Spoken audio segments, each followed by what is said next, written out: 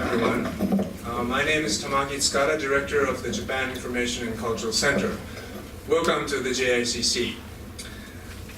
Tonight is the second installment in our Secrets of Washoku series, in which we celebrate the UNESCO Intangible Cultural Heritage of Washoku. Washoku is a term that breaks down into two Japanese characters. One is wa means Japan, shoku means food. So together it means Japanese cuisine. In Japan, autumn is a season of good appetite. And I think today's event will be most befitting this brisk and cool weather that we enjoy tonight. In this series, we aim to provide an insider look into the lesser-known aspects of Japanese cuisine and food culture. Now, I'd like to say a few words about the fermentation, or the art of fermentation in Japanese food. Recently, fermentation and its products have become increasingly popular as an emerging health trend in America for their nutritional and digestive benefits. In Japan, the fermentation process produces important Japanese ingredients such as miso and soy sauce, which are prominent in many washoku dishes. Now, I'd like to say a few words about our presenter tonight. Tonight, we are delighted to welcome two distinguished individuals from the Japanese food industry here in the Washington, D.C. area, whose businesses exemplify the importance of fermentation in washoku. First, Mr. Takashi Sato, the president of Japan's soy sauce company, Sanjay, will explain his family's historic process of making soy sauce. You may even have a chance to try the product of this refined process. Please join me in expressing our most sincere appreciation for his generosity.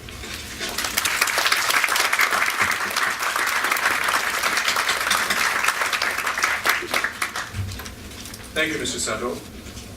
Now, next, I would like to introduce Mr. Daisuke Utagawa. He's the owner of the Daikaya Ramen Show, which I presume many of you have already visited. And Sushiko Restaurant will exchange you to try a few well-known Japanese fermented foods while explaining their use in everyday washoku cuisine. Again, please join me in expressing our gratitude. Thank you.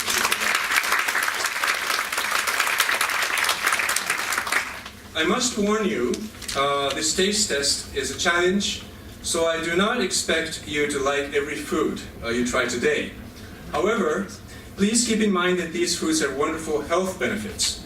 That being said, I look forward to hearing your comments, honest opinions, after you have tried. Now, before we begin, I would like to inform you of a few upcoming events that we will be hosting in the JICC. First, we invite you to celebrate our third annual origami exhibit, the Stories in Paper, on Tuesday, October 25th, with an opening lecture by internationally celebrated origami artist, architect, and also a TED Talk speaker, Yan Din, as he explores the art of using water to fold paper. Second, in honor of the opening of the 2016 haiku contest, I will perform an original haiku for you. And this is actually the haiku which my staff prepared especially for tonight, and I was asked to do this in front of you, so I'll give it a try. So this is a haiku, which is composed of 5, 7, 5 syllables altogether, 17 syllables. So here we go. Travel-themed haiku. By 16th of November, submit for prizes. I don't know if that made sense, but anyway, the deadline is November 16th. So by that time, please submit your haikus. So thank you very much for your attention, and please enjoy the rest of the program.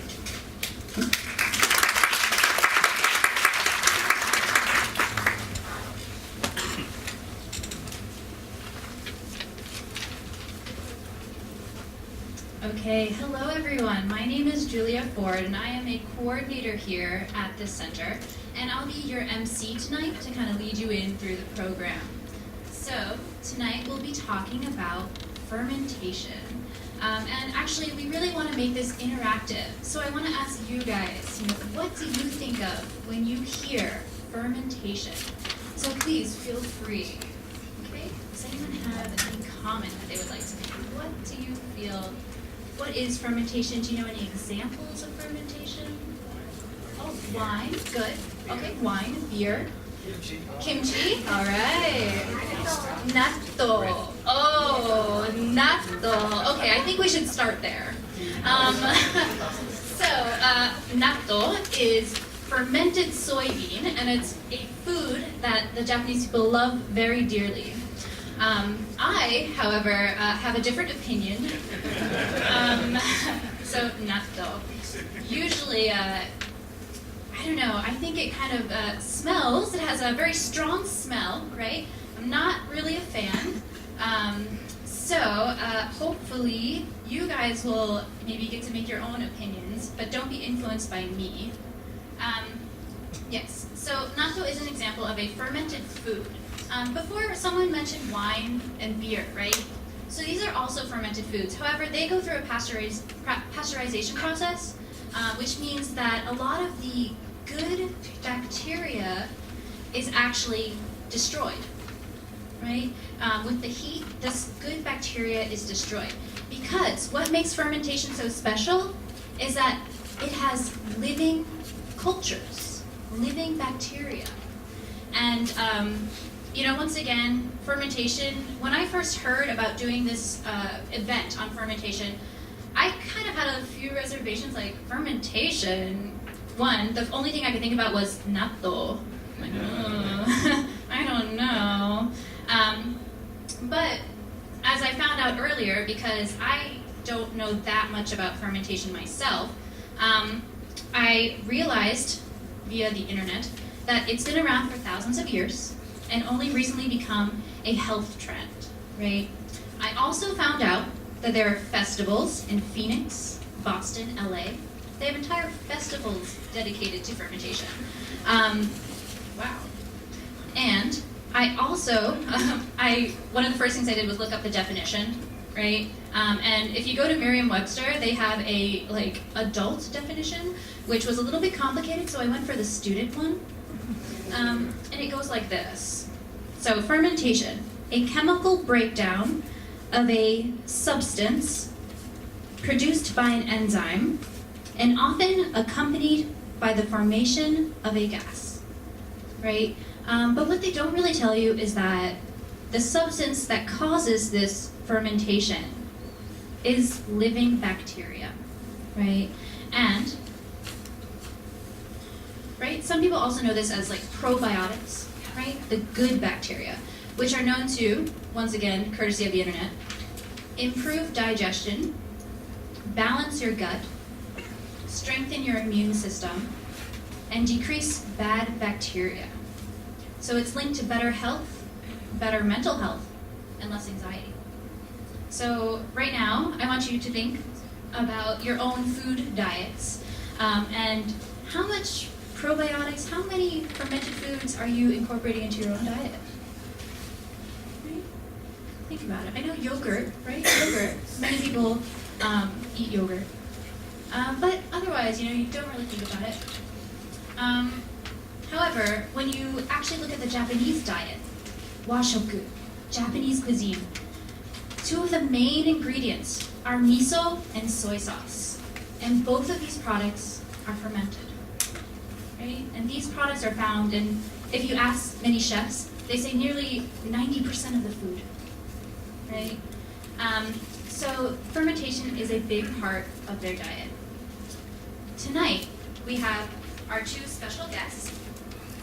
We have first, Mr. Takashi Sato. So Mr. Takashi Sato is the president of Sanjay, as Minister Scotto mentioned earlier. He is an 8th generation of the founding family of his company. And tonight, he is going to give us an introduction into the world of making soy sauce, this fermented product. So please join me in welcoming Mr. Takashi Sato to the stage.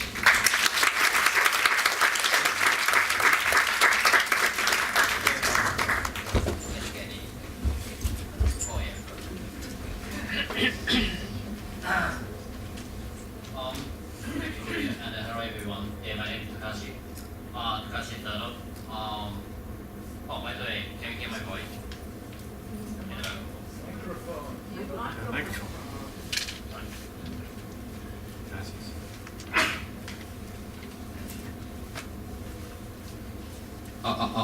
Okay. My name is Takashi Sato. I'm the president of the Sanjay International. Just like Julie mentioned, I'm the eighth generation of the family.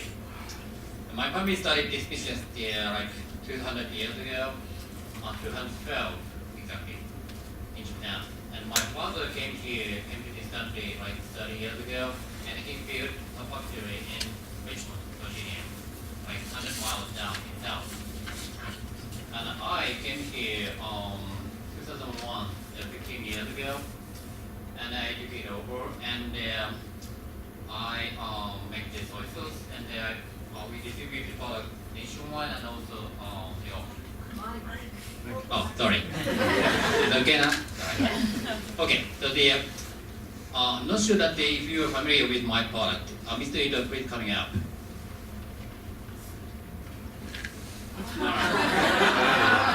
This is my product.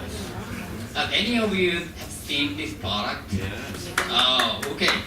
Okay. Have any of you have this product in your kitchen?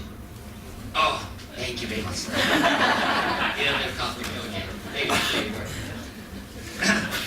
So, I'm going to talk about not only my product, but also soy sauce in general. So, let me start with the little bit about the history. Okay.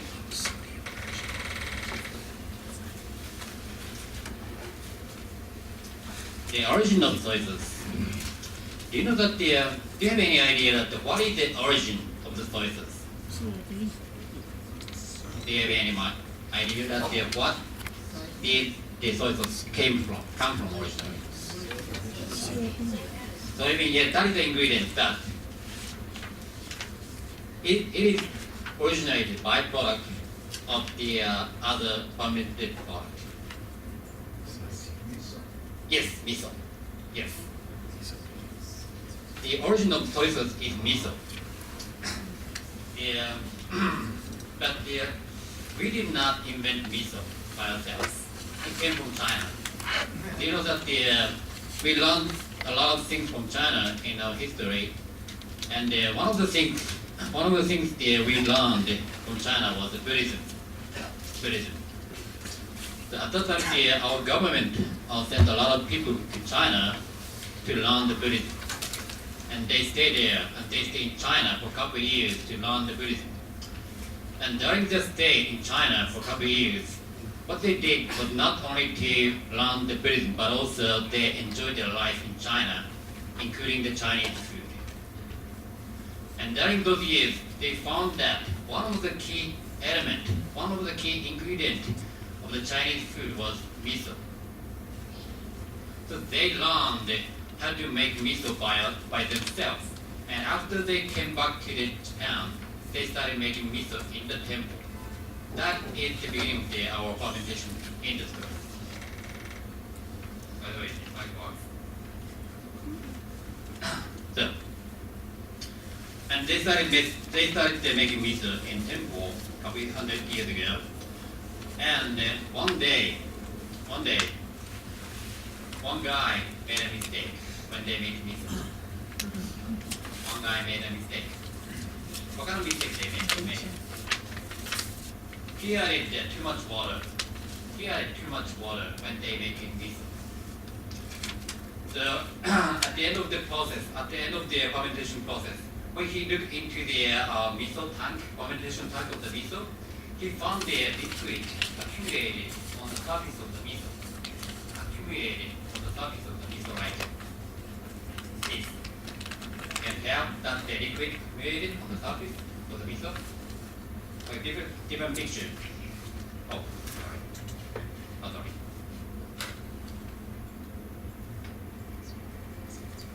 A different picture like this. Yeah. Obviously, it doesn't look good. But he tasted the liquid itself, and he found that the liquid itself is very tasty. And then he decided that, oh, it might be a good idea to sell the liquid itself. And that is the beginning of the soy sauce industry. So in that sense, yes, the origin of the soy sauce is miso. But he still had the another issue. He didn't have the name of the liquid. When he said, if you sell the product, you have to have the name for that. Okay. Yeah. So he was wondering what kind of name he should put in the liquid. And he was wondering, and okay, he came up with one idea. Okay, this is the liquid accumulated on the surface of the miso. So why don't we put the name like, name it as accumulated? It's very simple.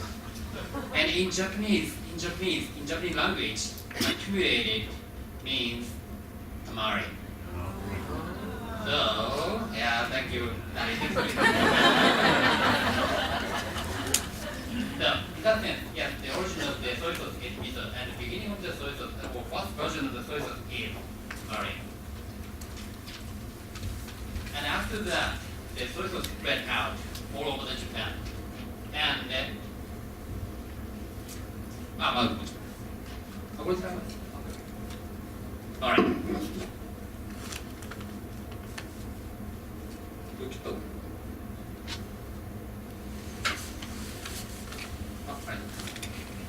Yes.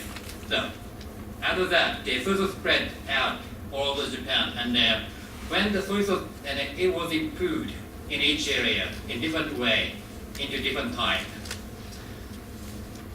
This is Japan, okay? And you can see the stomach. That is the place miso making started. And as I told you that the soy sauce was a byproduct of the miso, so the origin of the soy sauce tamari started nearby, right here. Have you ever heard the name of the city, Nagoya? Oh yeah, Nagoya is the center of this tamari place, okay. Tamari. And in the west area, the saishikomi shoyu is a very minor thing. And in the Tokyo area, or capital area, the koikushi shoyu was popular.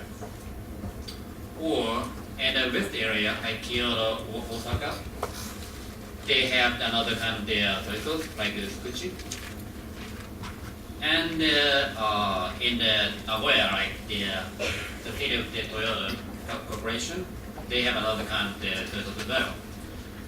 So we have a country of the soy sauce. So now the government set the regulation about the soy sauce. We have 5 kinds of soy sauce like this. But even though we have the 5 kinds of soy sauce in total, the popularity or share are different from each other. Yes, these are the 5 kinds of soy sauce. But 80% of soy sauce produced in Japan is koikuchi type soy sauce. It's because that it was improved near the capital of the Japan. So that is why they had the biggest population in Japan at the time. So quite when I explain about the process of the soy sauce, I think that it would be better to take the case of the koikuchi type. Yep. From the soybean to soy sauce. From the soybean to soy sauce. What kind of process we have? In the case of the koikuchi type soy sauce, like Pickles type soy sauce. The first step is you add wheat in addition to the soybeans, and you put the mold like microbe, and you add brine or water, and you mix it into the tank of the fermentation. And after the fermentation period, like 6 months or 1 year, you press it, like you squeeze and get liquid out of it, and it becomes soy sauce. That is the basic process. And even though we have 5 kinds of soy sauce, all soy sauce takes the this process, basically. And among those process, most important process or most important step is the fermentation. This is the process. This is the process to break down the protein into amino acid. And amino acid is the key for the soy sauce because amino acid you recognize as a flavor or umami on your tongue. So how to get amino acid, in other words, how to get umami is the key for the purpose of the fermentation. But how you break it down? You might know that the protein is the chain of the amino acid. Right? In other words, the amino acid is tied together as a protein very thoroughly. So you have to cut it. You have to cut the chain like this. Cutting, yeah. And we expect mold to work on it. Since the mold is just a microbe, so that is why we need to take time, like 6 months or up to 1 year, for them to work on it. And then, as a result of the fermentation, we can get the amino acid, and you can enjoy the flavor as umami. But now, I think you get the paper at the end. And if you look at the paper, at the top of the part of the paper, you can see the number. From the left, like 2.2, 2.1, and the 1.6, 1.2, 0.5. That number indicate how much umami each soy sauce contains. How much umami each soy sauce contains. The higher number means the more umami. You can tell that among those 5 times soy sauce, the umami level are different from each other. Why the difference come from? Why the difference happen? Or where the difference come from? It came from the difference of the ingredient. Let me take a look at the far left side, the tamari. It has the 2.2 score, so which means that it has the highest umami among those all 5 times sources. The tamari case, yes, the process is same as I told you. But tamari, we do not add any wheat in it. Now why you can get the highest umami if you do not use wheat in it? Let me take a look at the component of each ingredient or each grain. The 40% soy is protein. The soy is a very protein-rich grain. And other than that, the carb or the fiber or fat. But what we need is only protein, because protein is broken down into the amino acid, and the amino acid you can enjoy as umami on your tongue. On the other hand, wheat. How much protein does wheat contain? Any idea? 12%. Oh, it's very close. Yes. Yes, it's depend on the wheat, but yes, around. It's around the 10 or 12. So it's an easy calculation or easy math that the more soy you use, the more protein you can get, and more umami you can enjoy. So that is why tamari uses only soy, and you can get the more protein and you can get more umami, like 2.2. But the next one, the saishikomi shoyu, you see that the ingredient ratio is the same as kikuman, like 50-50. But umami level is much higher than kikuman, 2.1 compared to the 1.6 of the kikuman. Why the saishikomi shoyu can get more umami compared to the other, like kikuman, even though they use half wheat in it?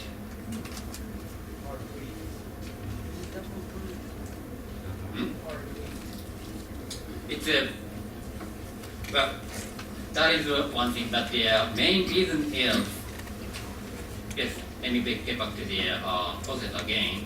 Daisuke show yes, the same process, but instead of the brine, they use soy sauce. In order to make soy sauce, they use soy sauce. It's a little strange. Right? In order to make soy sauce, they use soy sauce. Let me show you some example. What does he do? What he's making? Coffee, yes. When you make coffee, you pour the hot water over coffee beans, and then you can get the drip as coffee, right? But imagine that. What if he pours hot coffee over the coffee bean? You can get the thick and dark coffee.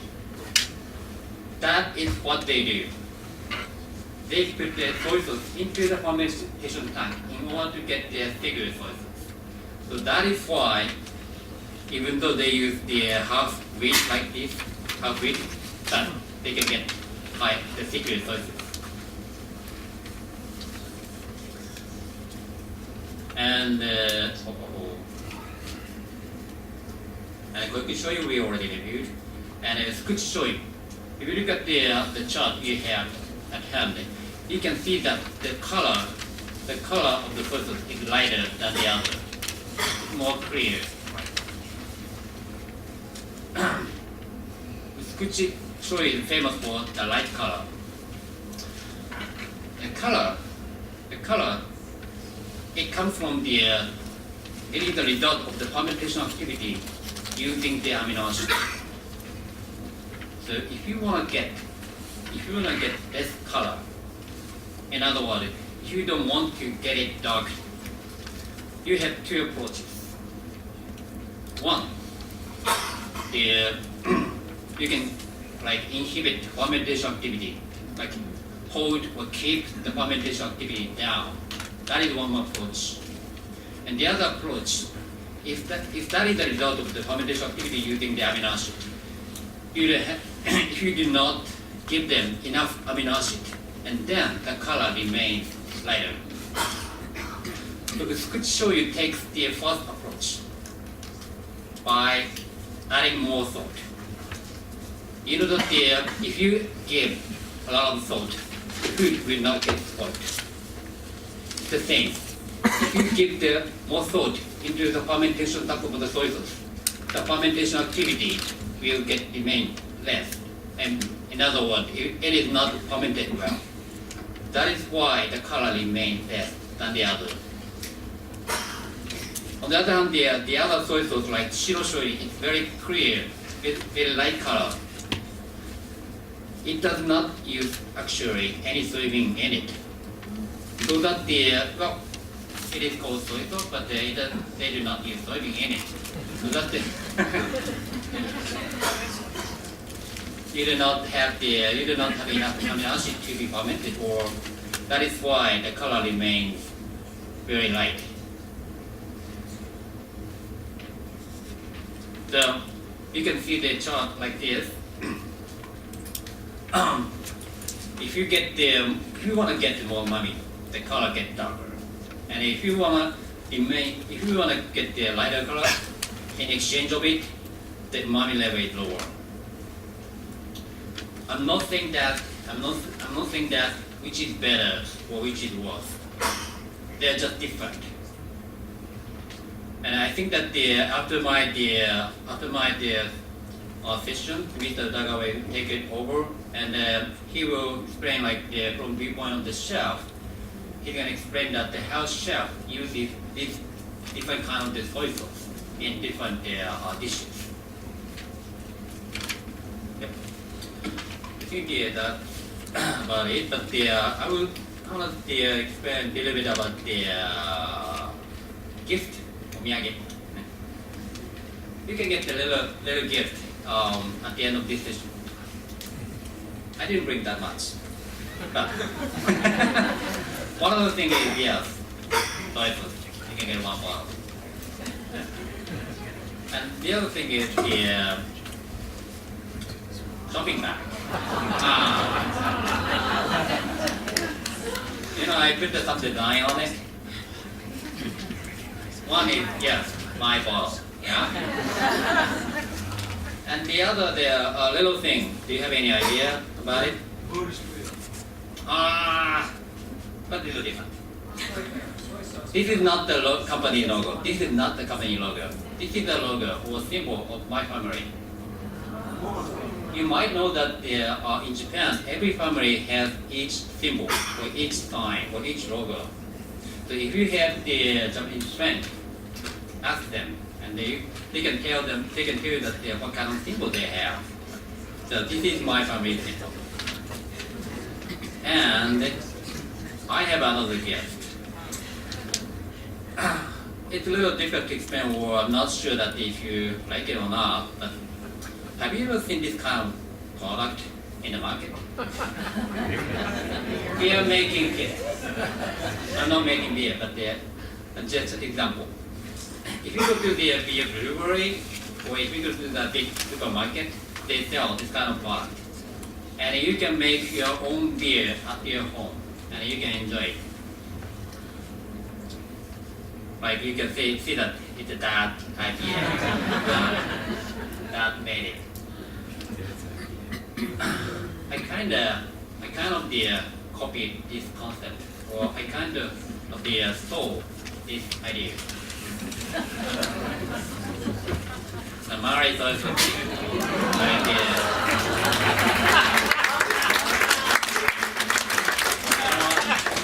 it doesn't look fancy, right? Compared to the other one. Because they are never tried it. We do not have this kind of product. This is the first time I made, because this is a session for the fermentation, so that I wonder that some of you might have interest in making your own soy sauce at your home. So, but even though it doesn't look fancy, but this is a soybean we cooked this morning in my factory, and I put the mold imported from Japan, and I put already the exact amount of brine in the jar, so that in that meaning those are the kits which uses the same ingredient we make our product. So technically, in 6 months later, you might be able to get the exact same quality of food, which may be hard about my job. But it might not be easy. Because the good fermentation, you might have to have the certain quantity, a certain amount. I have the one friend here, the Chihiro. She made her own miso in her bathroom, but she couldn't make it. So it's a little difficult. But some of you might have interest. If somebody might have interest, I brought the kit so that you can get it. You can bring it back to your home. But this is kind of high maintenance. You can shake it every day. Okay? Two times per day in the first 1 week, but since the 1 week, 1 time per day for the rest of the 6 months. So I don't know. Let me know. Okay. Yeah. That's about it. Yes.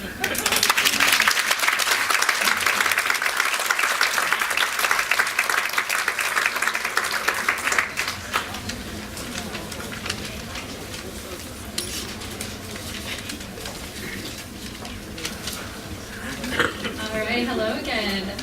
I think that was a wonderful presentation, so let's all give another hand.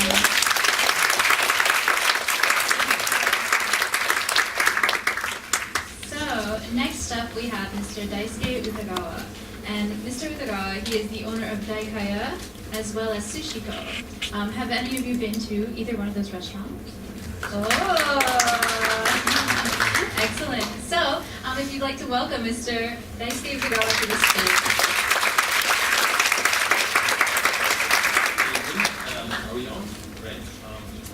Last time I held one of these, I was at karaoke booth in Tokyo. I started singing, you can't leave. Before we get into the fermentation talk, first of all, I'd like to really thank you for coming out here, and it means a lot to me. I came here in 1983 as a sushi chef, and I remember first few days, there was a customer, very nice customer. He sent back his plate of sushi. So naturally, I went out and said, "Can I help you? What's wrong?" And he said, "Well, nothing's wrong. Can I get you something?" He goes, "No. I want. This is what I ordered. I want it." Then why would you send it back? "Well, could you have it cooked?" So I said, "Well, this is not how it goes. Not all sushi is raw, but what you have here that is raw is consumed as such." So he said, no, I said, "Listen, I'll be happy to give you something else that is absolutely cooked." He said, "No, I want to have sushi, but I want it all cooked." I said, "I can't cook this for you because this is how I did it." And he said, "Don't you have a microwave in the back?" This is true story. So naturally, we did have a microwave, but I didn't put it in, and I ended up serving him sushi that had cooked fish on it. Sushi is not raw fish. Sushi is anything with vinegar rice. That's the definition of sushi. So we came a long way. Now, when I was a kid, I remember some Japanese kid who went to American school, came here for a couple of years, and their mom made them bento. Bento is, you might know what bento is today, but it's essentially lunchbox that you take with them. And mom would make Japanese food, pickles, little nimono, which is simmered item, mostly in soy. And they would go to school, and the kids would make fun of them. Obviously, not maliciously, but they were eating something completely different. Well, what is that? Oh my God, why do you eat that? So these kids will go home and say, "Mom, could you make me peanut butter and jelly sandwich just like everybody else?" I mean, that was how it was. And fast forward today, you are all here wanting to hear what we eat. I thank you very much for that. All right. So, speaking of those, you were talking about pickles, right? Right. Right. Well, I hear that we have a little bit of a food tasting, or as I'd like to say, a challenge corner for you today. So, let's take a look at what we have.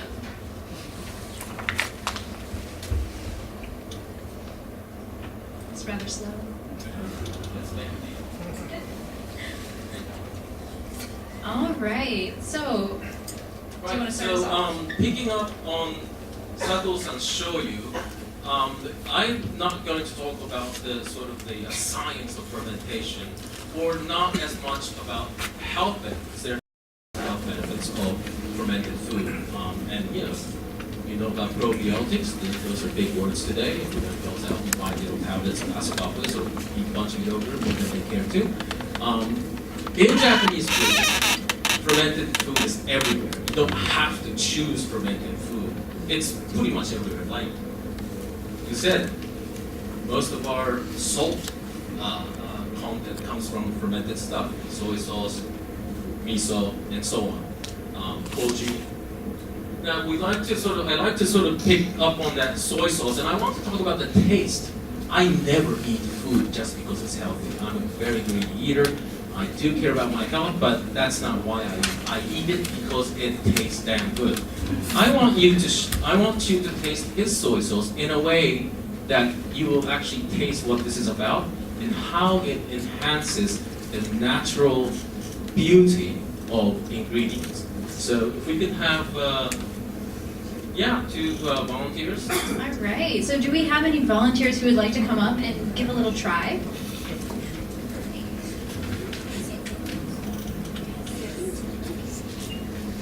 I'm going to do one from each side to make it, fair. All right. So, yes. Okay. Okay. And also, yes.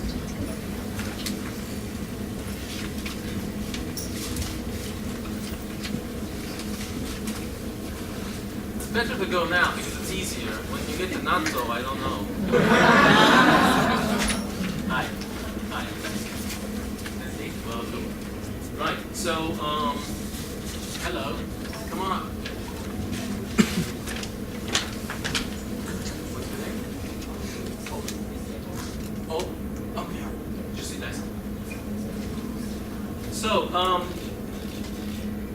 We had little dashi made. Dashi is stock. In this case, you can't hear me? Sorry.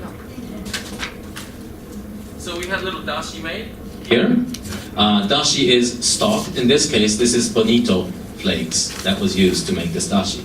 So what I'd like for you to do is I would like for you to just taste this dashi. I'll give you a drink cup. You don't have to drink it like you're an athlete.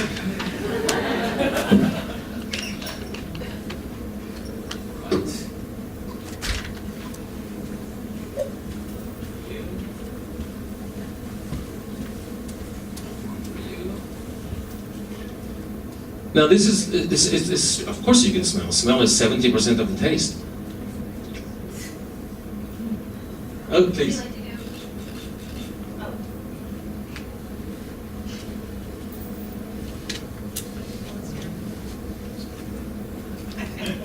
I don't know how to describe it. It tastes like fish flake water. I mean, it doesn't sound bad. Right? No, that's fine. Fish Yeah. flake, right? Yeah. From that movie that was shown earlier. What do you think? I think it's the same thing. Yeah. It doesn't really have flavor, but Right. you. Right. So most of us, when we taste this just like this, we will say it smells like fish, but it doesn't have much flavor. But what you really have is a lot of umami, but you cannot see that umami. Umami is almost an indefinable shape of taste, if you will. Now what I'm going to do is I am going to add a little bit of soy sauce to this.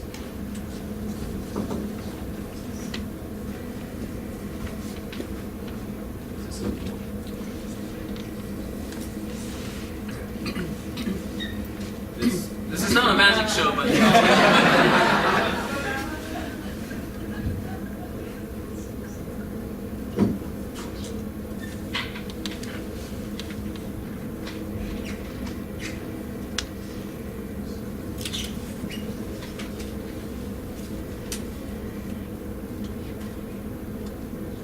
as a formal chef, I should taste it before I give it.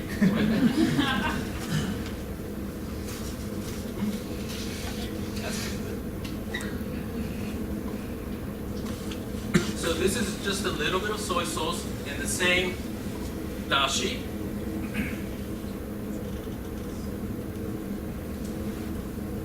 It tastes better. So do you find that you taste the fish more? Do you find that it just kind of gives a definition to the taste? It does add another dimension. I don't know if I taste the fish more, but it does add another dimension. It's that lingering textural taste in the back of your palate that is more defined. That is umami. And our cuisine is pretty much a pursuit of umami, the natural umami that you find in ingredients.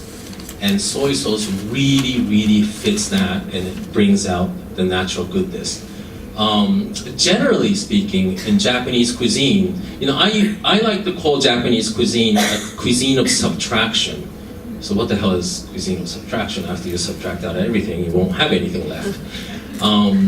So let's just compare the Chinese cuisine in general. Do you want to go back and sit down? Thank you. Thank you very much. Thank you.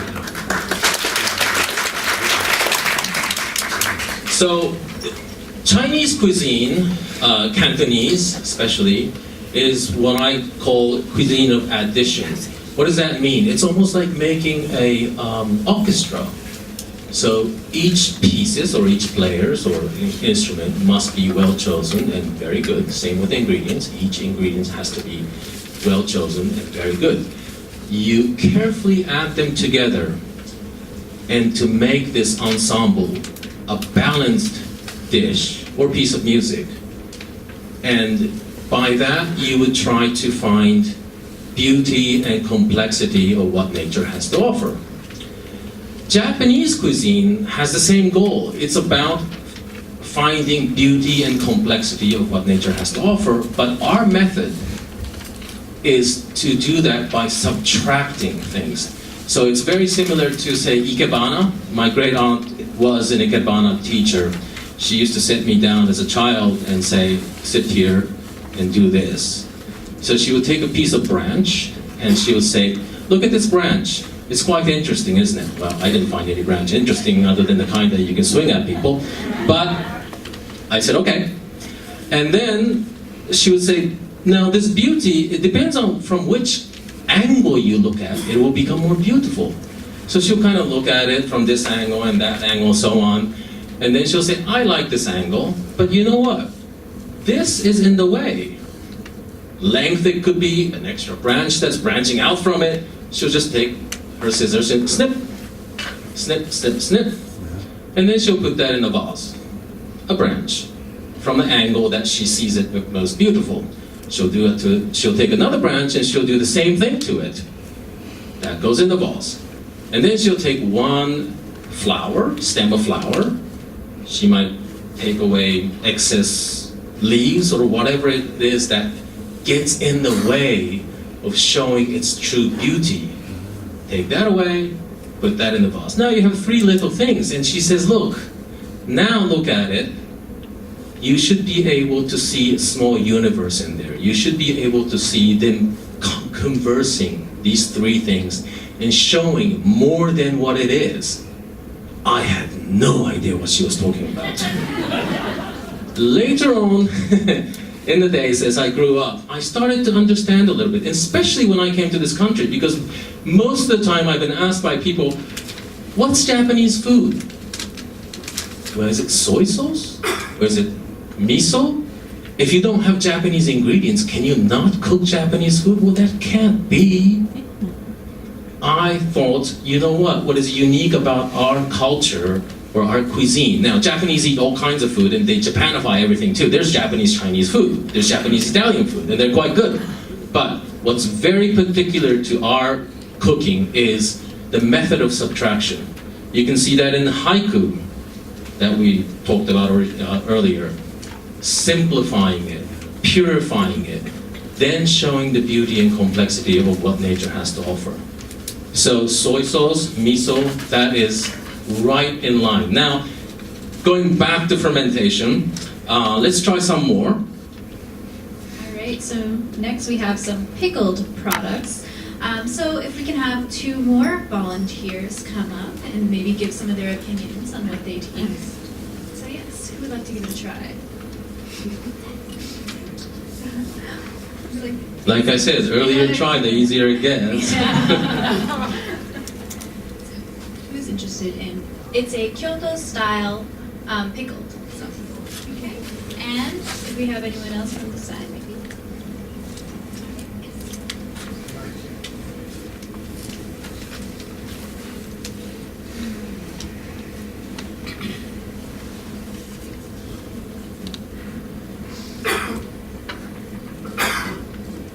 Hello, welcome.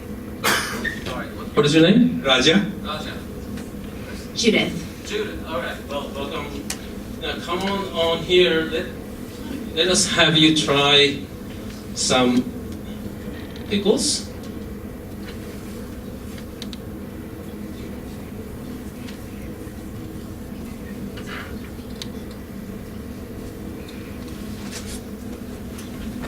All right, and can you give us some of your, what do you taste?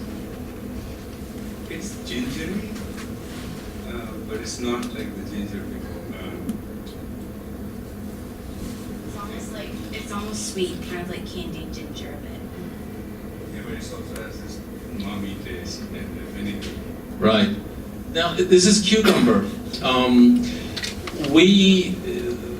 The way of enjoying pickles is several. Obviously, there's a taste, but it also makes a particular sound when you crunch them, right? Some of us find it too loud. Some of us find it very pleasant. I find it pleasant. And what fermentation does is it actually brings out the natural sweetness or umami from the ingredient. Fermentation is really not something one can control 100%. We're talking about billions of microbes that is doing their own thing, and you hope to control the environment so it will kind of go in the direction you want it to go. Should we do this as well? Okay, let's have it try. This is another pickle. It's cucumber.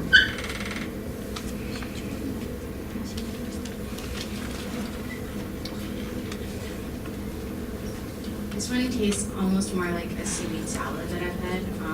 It's not as strong. Right, okay. She's right. It tastes like more seaweed and sweeter. You see, there's not a single drop of seaweed in there. But that's what fermentation can do. I mean, two people can taste the same pickles and have slightly different experience. This is sort of the magic, you know, if you eat Mars bar, everybody tastes the same thing. But if you eat, thank you, by the way. If you eat fermented products, I mean, the best example is wine. You know, when you taste wine and you have 10 people, they all have different opinion. 10 of them, one will start recalling when they were kids, when they were in the field or whatever, or one will be very scientific and talk about mineralities and so on. But fermentation is really, really incredible in a sense that it really awakens your taste buds. And therefore, one thing could be a variety of taste to your condition. You can taste the same thing on a different day, and it will taste different to you. Should we have some more people comment? Next one is umeboshi. It's rather, well, I think it's a little bit sour, but you're going to have a little rice with it. So anybody would like to try, please? All right, so umeboshi is a pickled plum. Pickled plum. So who would like to give it a try?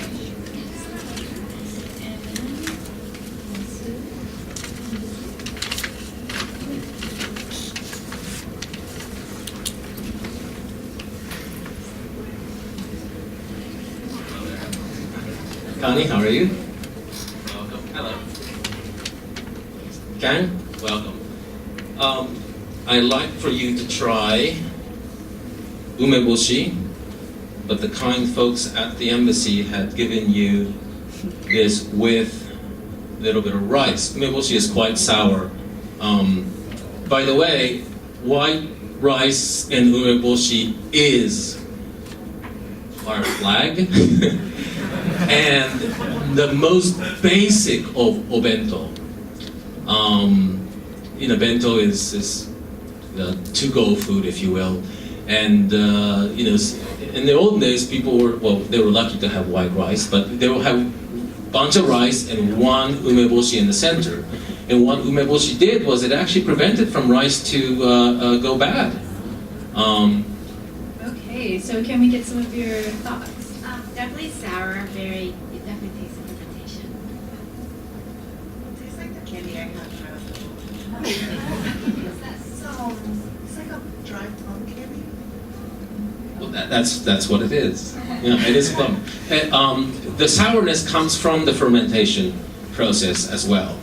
So, and proper umeboshi takes about 3 years to make. It's a very slow process. You would pick them. These are apricots. They're not actually plum. They're a type of apricots. I don't really remember the Latin name for it, but they're picked while they're green. You would put it out in the sun several hours a day, and you do that for, oh God, good 3 months. And then you would pickle it in salt, and then you keep it in a cool place for about 3 years before they're ready to eat. Good soy sauce, Sato-san will tell you, or some soy sauce will take 2 years to make. So it's a slow process, but just like anything, if it's done right, it's mighty good. Thank you.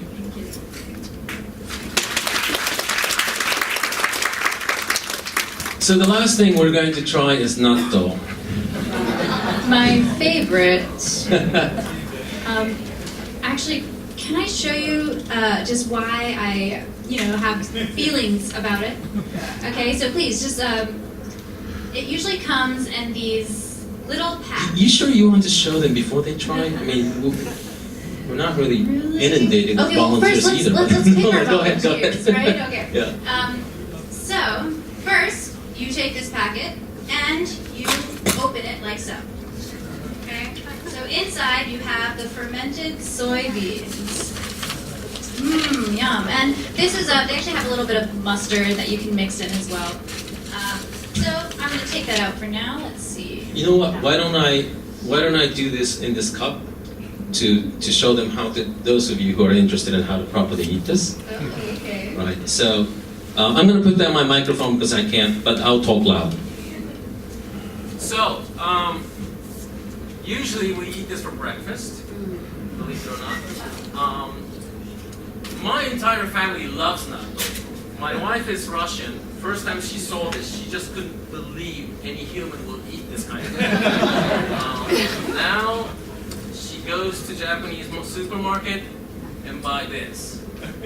So, in the old days, it didn't come in this styrofoam container.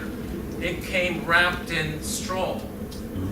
So what happened originally was there was a warring faction, a bunch of wars several hundred years ago, and one of the faction had packed lunch, which was steamed soybean. People knew soybean was good for you, 40% protein, it was good for the soldiers. So what they did was they carried it in straw, sort of, I don't know what you call it, but it's a piece of fabric-like thing that's made with straw. And they had it on their body as they marched on. Well, your body's warm, so it fermented the soybean from the agents, if you will, from the straw.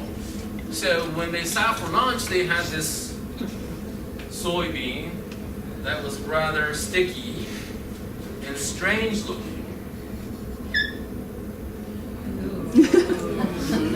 Yes. You know what? It's boring. There's nothing else to eat. So they ate it. What happened was the soldiers fought so well after eating this. Not because they have experienced a horrible thing before the war, so they were ready for it. It was actually very, very easy to digest. It helped it was probiotic. And they had a lot more power, and a lot of the battles, the reason for winning that particular battle was attributed to natto, and that's how it Now, isn't there a Japanese word for like that stringy, what is that? Ito. Ito? Yeah, ito, which is, or, neba, which is Neba, not really neba. a word. But, so the way to do it is you really have to do this before you put in anything, right? Just more the better. Some people put raw egg in it. I like to just put a little bit of mustard and Sato-san's tamari. And that's it. You can eat it like this, or you can put it over hot rice. I like that better. Some people will doctor it up with a little bit of, nori. You tear some nori apart and so on. Who likes stinky cheese? I love stinky cheese. Yeah. And if it has that sort of same acquired taste, but if you like sticky cheese and if you want to use sticky cheese, nothing else will cure that hunger, right?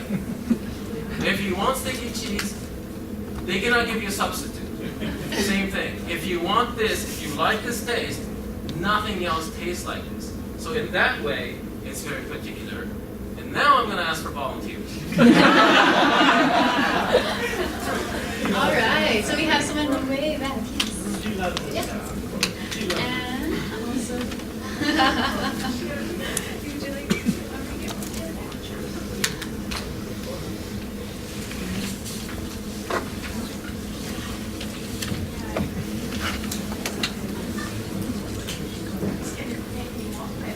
Yeah. Oh, yeah. Come on up.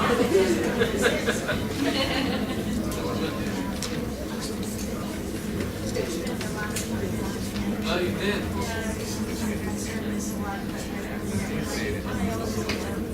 Good for you. I spent quite a bit of time in Japan studying how to make washi, handmade paper. And when I went up to the north, to Aomori, to Nebuta Festival, everybody served this to me. And I knew I had to eat it because it would be disrespectful and rude. So I ate it. I'm gonna try it again.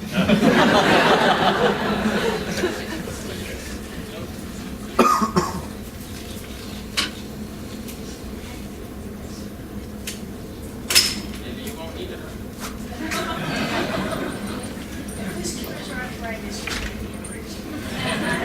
You know what? I don't have natto factory, but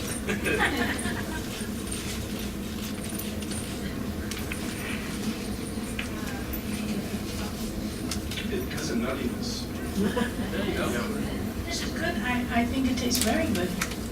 You know, the secret is a soy sauce. You gotta get one of these. I think you're getting one of these. This is the only reason I came here, because of the goodies that I'm getting, and the promise of a dinner later on. Of course.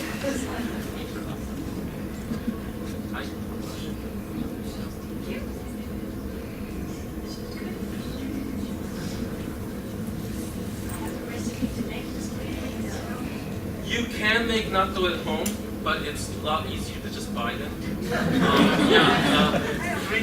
Three of these packages are about $2. So they come frozen. They are pretty resilient. So once you defrost them, it comes right back.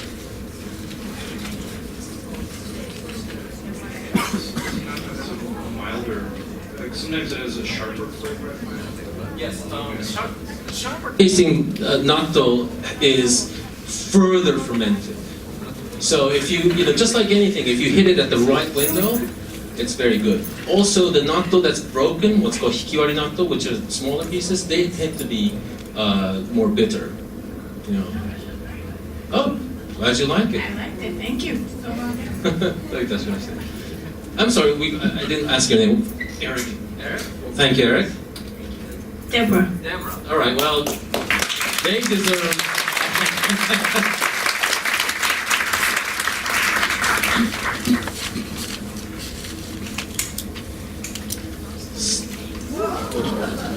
There you go. So that was the sort of a tasting portion of it. I'm quite lucky because I get to do this tasting, which means I don't really have to talk much or give facts and so on. But I want to sort of tell you about fermented food in Japan, even in, well, obviously sushi uses fermented vinegar.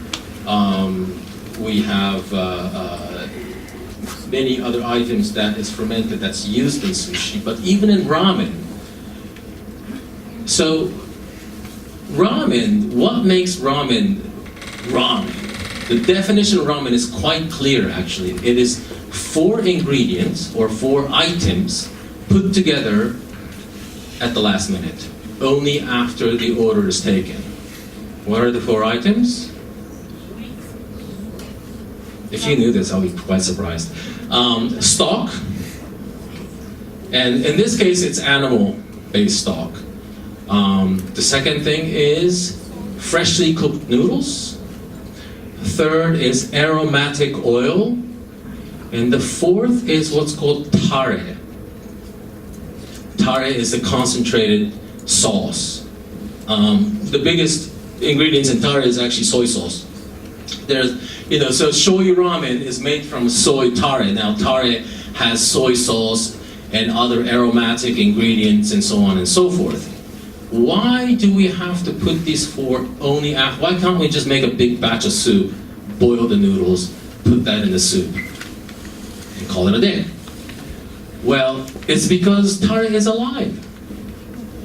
Just like soy sauce, yes. We aged them. Have you ever heard of kaeshi? So kaeshi is a very traditional ingredient in Japanese cuisine, and it's been around for a very long time. Kaeshi is essentially soy sauce, sugar, and maybe mirin. And it is the basic ingredient of soup at soba and udon restaurants. Some of the udon or soba houses will have kaeshi that they started, 100 years ago. Now they don't have that, they didn't make that many 100 years ago, but what they do is they sort of have this mother and they keep adding to it. and the kind of soy sauce they use, and the kind of, how long they're gonna, put it in their storage and so on is an absolute secret. And this kaishi is diluted by stock. In this case, in these soba places, it's the stock that's made from katsuobushi, the earlier katsuo dashi, and or kombu, and so on. So it depends on the ratio that you would make different soup with it. For dipping sauce, you have less dashi. For hot soup, you will have some, or even some of the tempura. You've had tempura, and they give you a little sauce, right? That has kaishi in it. So, because and we do that because it's alive. Have you ever had miso soup that you took home and you ate it the next day and it's just not the same? It feels a little bit saltier, it's flatter, it doesn't have the aroma and so on. Well, it's because it's dead by that time. That's why we make miso soup to order. That's why our moms make miso soup in the morning, in the afternoon, or in the evening. You don't make a big batch of miso soup. Same thing with ramen. Even ramen originally coming from China, where it became distinctively Japanese was the idea of kaishi, because we understood these sauce were alive. And to preserve the aroma, we had to do it right at the order. So that is about it for me in terms of fermented food. And do we have Q&A or? So, right now, I'd like everyone to give a big thank you to Mr. Daisuke Utagawa. And please welcome Mr. Takashi Sato back to the stage.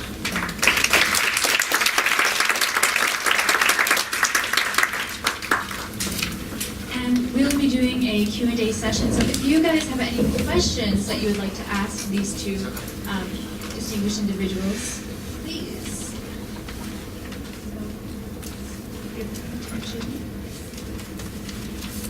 Is there any monosodium glutamate in soy sauce?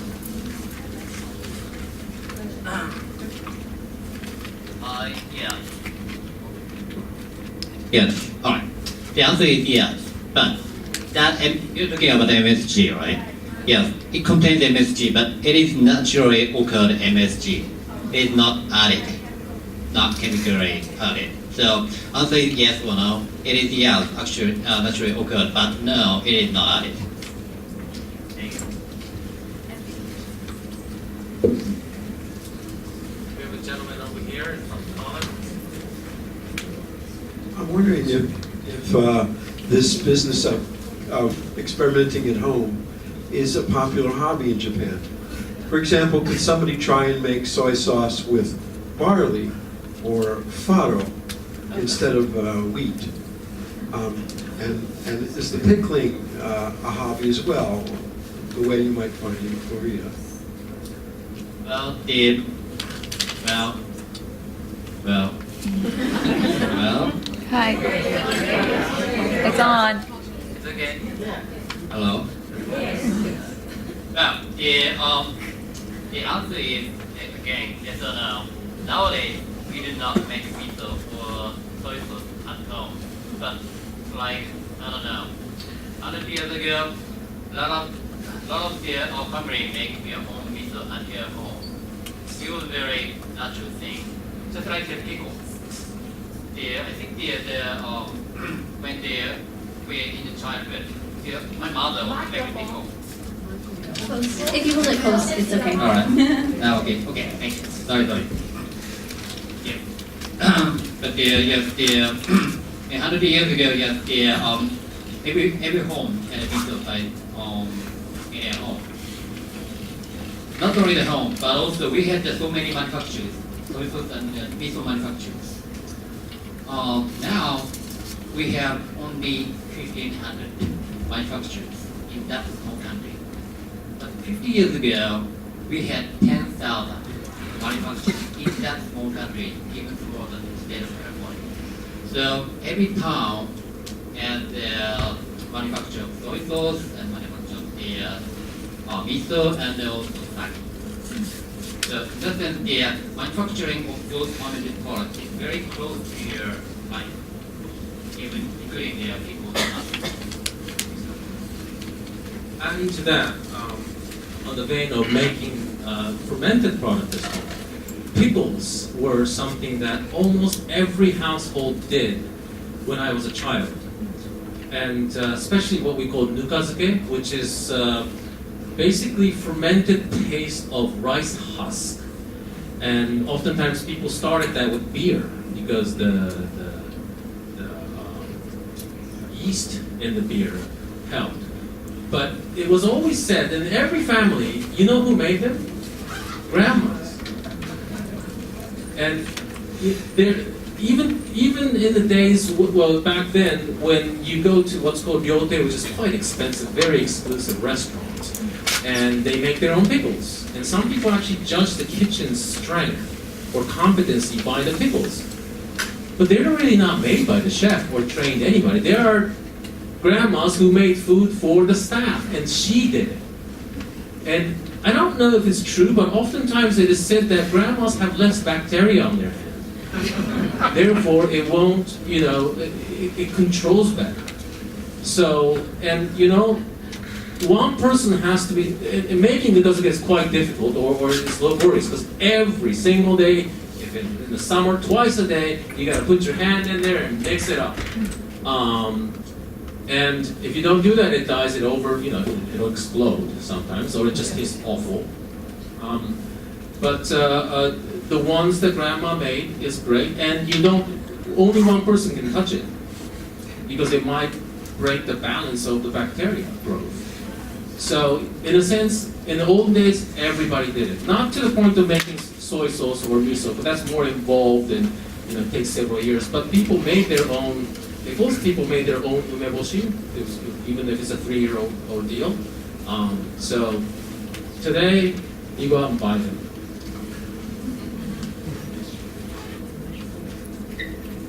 Yeah, I have a question about experimenting at home. We've got my own family. I've experienced making yogurt and making kombucha and dosa, fermented things. If you get bad bacteria or buggies in, they fail. But is there any risk to trying making your own soy sauce, that you would make something that would be toxic? Or how would you know that your batch is ruined? The only risk you will have when you make soy sauce in your home is it will just get spoiled. That's it. So that as a result, taste will not get better and they will just spoil. So that for health-wise, no, you will not have any risk. But one advice that you might want to make miso, we might make the soy sauce. And at the same time, some people might want to make the natto at their home, which is not a good idea. Because the reused mold for the soy sauce. And natto manufacturer uses their own mold. But mold for natto is very, very strong. So if any of you come to my factory with a natto at your hand and touch some soybean in my fermentation sack, then all of the soybean in the fermentation sack will get natto exposed. Very strong. So that is why the soy sauce manufacturer will not allow anybody to bring the natto to the cafeteria for the lunch. So, yes, there might be some not very much between the fermentation products.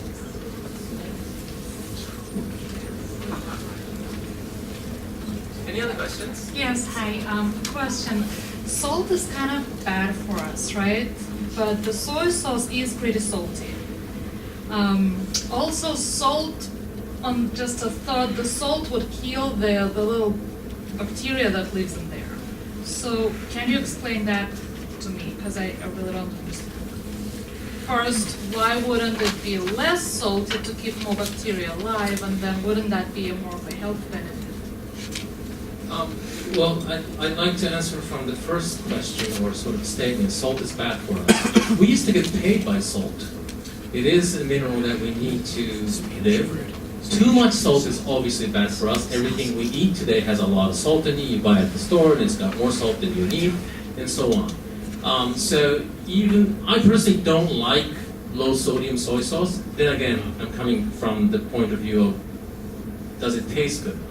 I would use less soy sauce. When you eat sushi, you dip the corner of the fish, just a little corner of the fish, into the soy sauce, and then you put that in your mouth where the soy sauce side is, so you're tasting it. Rather than, putting the sushi rice side down and letting the soy sauce soak up like a sponge and putting it, of course you're gonna get really thirsty after that. So, and salt does control the fermentation. You're right. In the olden days, the very first sushi was made as a way of preserving protein. They basically packed fish with salt and rice and put it on the ground. And it started fermenting, and it, the rice turned into lactic acid, and that cooked the fish, and then you could dig it up a year later and eat it.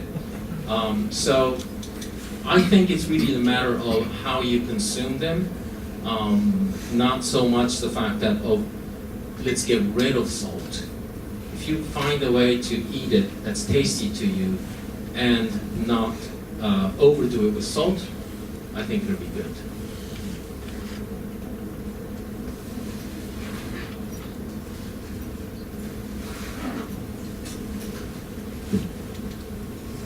So as a chef, how would you use the different types of soy sauce? Because I only use tamari or kikoman. So how would the other soy sauces be? Using cooking or? Well, yeah, soy sauce. Especially the clear one. I've never seen. Shiroshoyu is quite particular to Nagoya region. And shiroshoyu is very salty actually. The darker the soy sauce is, less sodium it has. More umami and more flavor it has. Shiroshoyu is really used when you want to cook something that you don't want it to look brown, but you need that slight umami flavor. In Kansai area, Kyoto and Osaka, they use slightly less colored soy. And they're more rich in bringing out the umami from things like kombu or katsuobushi and so on. So it really depends on what you're cooking with. If you're making tare for yakitori, you want to use darker soy.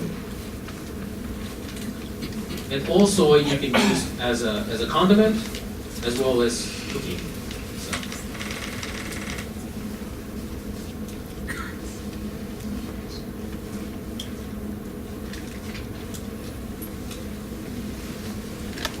Is there an edible byproduct as a result of the fermentation process, like from the leftover soybeans or the wheat, similar to Marmite in the UK?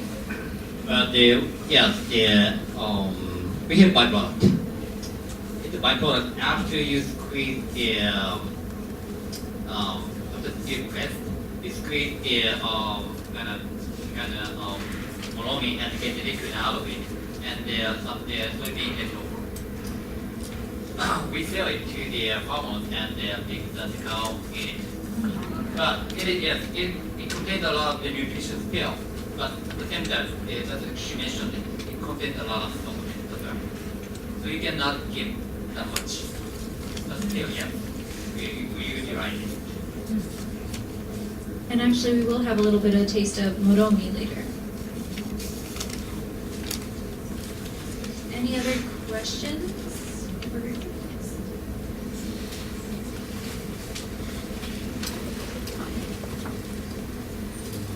So I know sometimes with Chinese soy sauce they'll add other ingredients, particularly sugar. So in Japan, is the production of soy sauce governed by a purity law, somewhat like the German beer purity law? Are they only allowed to put in a certain number of ingredients?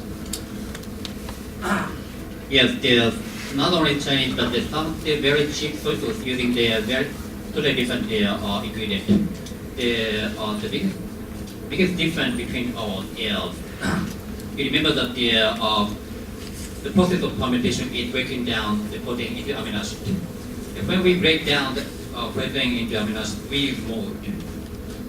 Because we have to expect the mold to work on it, we have to have time like 6 months or a year or 2 years. But in order to save the time, some cheap manufacturer uses totally different thing. Instead of the mold, they use acid. They put acid into the pack. It's chemical, so it is very strong. So instead of the 6 months, they can finish their fermentation, not fermentation, but the fermentation period in 2 days. It is quick, but at the same time, they do not have time to get the liquid darker. The darkness is the result of fermentation like months or years. But 2 days, it was not enough to get dark. So that is why they put the caramel to be treated as a fermentation. Or they add sugar to cover up their harshness. They're using it as sugar. That is one kind of soy sauce. And your question that it is allowed in Japan or not? Yes, it is allowed, but you have to say for the label. So you can find that kind of product in Japan. Okay. You have a question from a gentleman over.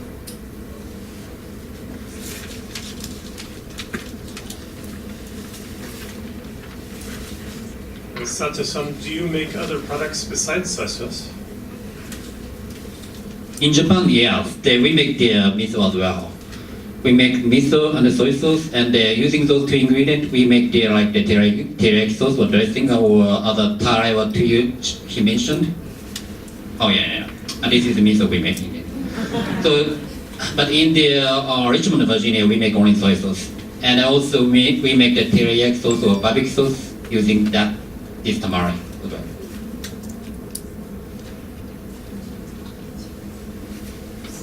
We have a gentleman back there in front of the second column.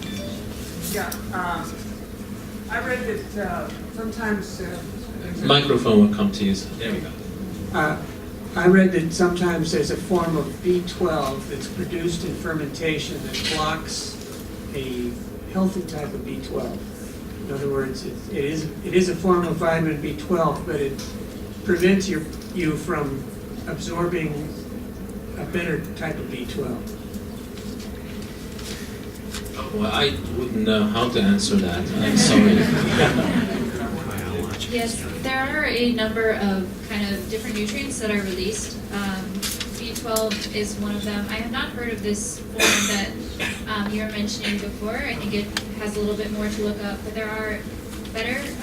There's also like K2 that is released as well, and other kind of nutrients that are more readily absorbed into your body, and they help just with the breakdown of the foods that are going into your body, but also increasing your, actually one of serotonin, one of the places that serotonin is released is also in these, in your gut, and so these bacteria are also very helpful for that. Wow, thank you.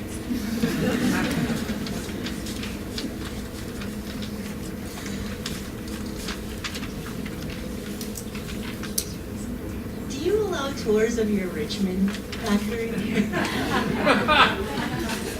Yes, I'm very happy about it. It is yes, it's located in Richmond, and you might have been there.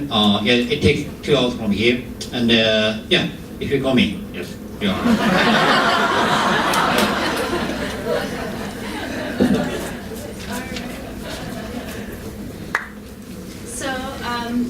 Thank you very much. We're going to end our Q&A here, so let's give them a round of applause.